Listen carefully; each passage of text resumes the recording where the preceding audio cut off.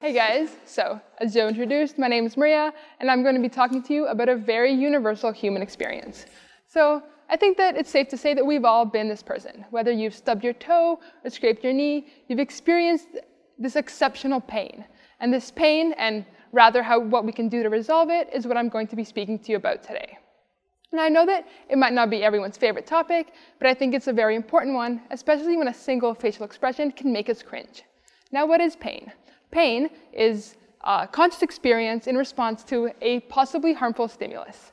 So for example, it can be physical, like a neck cramp, emotional, like a heartache, it can be acute, chronic, or any other combination. And while very unpleasant in its nature, it's important for survival.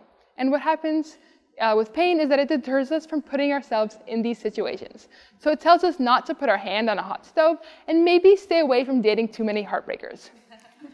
Now what makes this relationship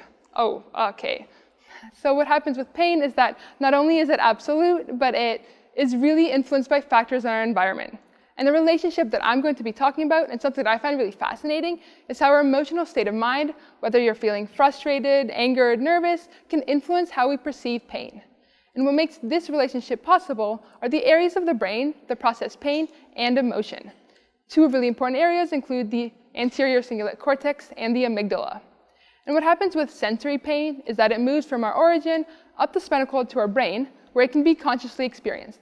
And this begins in the lower red circle, signifying the amygdala. And the amygdala is also very important in integrating emotional behaviors. So a really classic example includes what we do when we see a bear. We run away. But it also does more mundane decision-making, such as deciding whether a conversation requires you to be happy or sad. And these two functions, occurring in the same location, make the amygdala an ideal location in which emotion can help us change how we perceive pain. A very similar mechanism occurs in the anterior cingulate cortex, signified by the top red circle, in which our emotions influence how we perceive persistent pain. Now, most of what we know about this relationship occurs between negative emotions, so feeling angered or depressed, and how it influences our pain perception. So one such study looked at participants who reported feeling depressed and how they perceived a mild shock. I would like to stress mild, so nothing too discomforting. And what they found is that these participants rated a rather high pain unpleasantness or pain intensity. They then gave this shock to individuals who reported feeling neutral, so neither positive nor negative, and they found a significant increase. So individuals who reported feeling depressed felt the same mild shock as being much more intense and much more unpleasant. They even argued that this emotion, so the feeling of depressiveness, is what causes the increase in pain intensity. But not only do negative emotions help us feel more amplified, so they really amplify the feeling of pain, but positive emotions can help us reduce pain. So we know that when we step on a Lego and we're feeling like not so great, not really a great day for us, it makes you feel even worse. Now your bad day has gone to a terribly awful day. But what happens if you step on a Lego and you're feeling particularly good? You're having a really good day. Now, you stepped on a Lego. It's not a fun experience, but you're easily able to move past it and continue in a positive manner.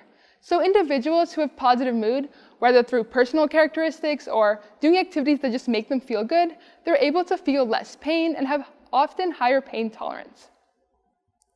So positive emotions, whether they're induced through activities such as listening to music, watching movies, spending time with friends, or even just faking a smile, can make us feel less pain.